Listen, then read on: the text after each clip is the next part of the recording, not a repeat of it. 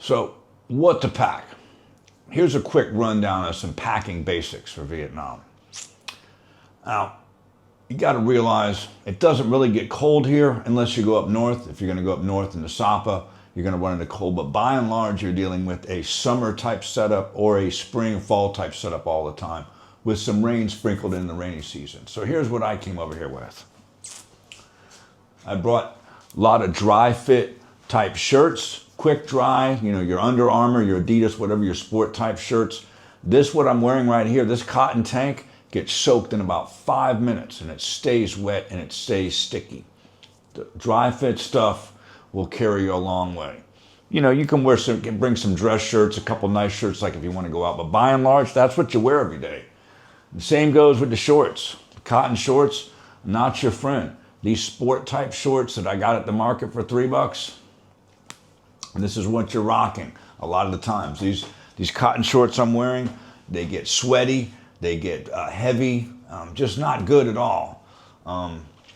Couple of things, I did bring 3 coats. I will tell you this, here's a hack about raincoats. All these fake raincoats you buy here in the market, they don't spray PFAS on them.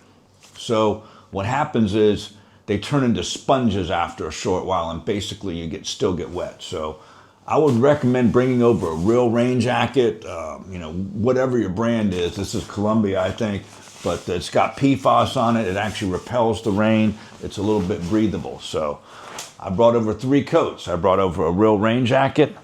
I brought over a little hoodie, which I probably wore about 5 or 6 times this past year. Not very much use in a hoodie. I wore it some when I went up north into Hai Giang in the mountains. I did bring over a real North Face. This is kind of like an all-weather coat, a little bit of a raincoat, a little bit of a lining, just a little thin coat to wear. I brought a pair of gloves and a hat going to Sapa and doing stuff up there. Couple things cosmetics-wise. If you have certain cosmetics that you like or hair products or things like that, I would recommend to bring extra. I brought extra Russell for my hair.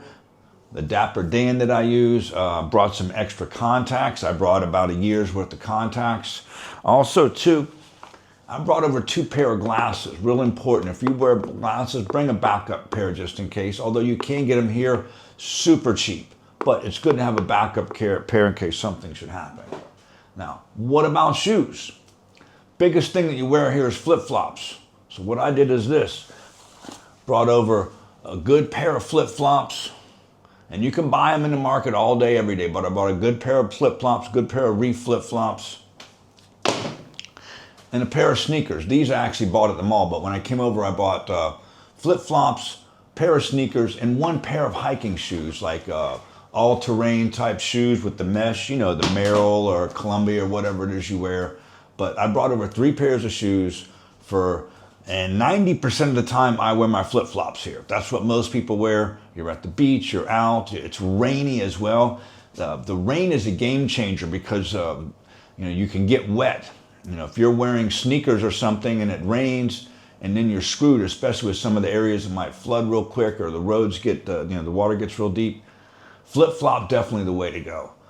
If you're a larger person, both this way and this way, you're going to want to bring extra clothes because those are harder to get and they're more expensive, especially if you go to the mall or the big man shop that's in town. There's actually a place called the Big Man Shop. And guess what? They sell big clothes there. Shoes, if you have large feet, anything over a size 13 here is going to get dicey and you're probably going to have to special order it, go to the mall or go to Lazada. So if you have large feet, you might want to get extra shoes, get an extra pair or 2 before you come over. By and large, I didn't pack a whole lot when I came over here. I think I packed about 4 or 5 pairs of shorts, maybe about 10 or 15 shirts, these coats, those shoes that I told you, and that was about it. Bought some stuff over here, but I really, you're looking for comfortability. Fashion over here, if you're going out or a nice dinner, having a couple of nice shirts, but you can buy all that stuff here too. You got to think about this. Pretty much anything other than specific like cosmetics or different things like that, you can buy here. You can order it. Hell, they even have Amazon here. I have a friend of mine, she gets Amazon shipped from Cali. There's a service that does that. So it's not like you're cut off from the rest of the world. You want to think in a packing sense, less is more. You know, what am I going to need for a week, maybe 10 days? What am I going to wear? What am I going to wear consistently? And that's light clothes, breathable shirts, tank tops, you know, board shorts, flip-flops. That's pretty much your standard uniform here. It's just comfortable type stuff like that. You know, you definitely, you know, depending on what airline you come over, some airlines allow you more baggage and more baggage weight, so always check that. But when I flew over, it was my backpack I took on the plane and a little carry-on, you know, that was about it. You know, but you don't have to go that small if you don't want. I know some people bring over 2 or 3 suitcases. That's up to you. But you just got to think about what you're packing. It's going to be hot. It's going to be humid. Are you going to be comfortable in it? That's what you have to really parse. You got it in your hand. Oh, I love this jacket. I love these pants. I love this shirt. Is that shirt going to be viable in the middle of June when it's 100 degrees and 80% humidity? You got to think in these terms, because really the rainy season goes from, you know, November, December, January, and come February it's warming up again, and come April it's already a sauna. So you get a break for about 3 months, but after that it's cooking, and during the rainy season you're going to be using a raincoat and or a jacket a lot, umbrellaing it.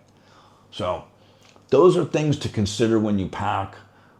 You know, cosmetics, medications, obviously medications that you take, get extra before you leave the States, but pretty much everything here.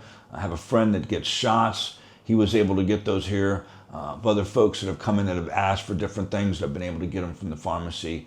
One thing that will get you hung up here, like narcotics or painkillers or things like that, it's not as easy to get as over there. I mean, over there they give them away like jujubes, even though they've tightened up. They're still very easy to get if you know what you're doing over there, especially at these pain clinics. So over here, it's a different thing. It's a different thing. So medications, I would say load up on those if you have, you know, special things that you take that you need. By and large, those are the thoughts and the framework for what you should pack. Give you some things to work with, because everybody's situation is different. But for me, a couple of pairs of shorts, some flip-flops, some shoes, a few jackets, good. I left a whole bunch of stuff at my mom's and said, here, give it to Salvation Army, whatever. It's just stuff, you know. I know you get emotionally attached to different things, you know, your favorite, you know, hat or outfit or different things, but just think about it. Are you really going to be wearing it? And do you really need it? Those are the 2 questions you ask yourself.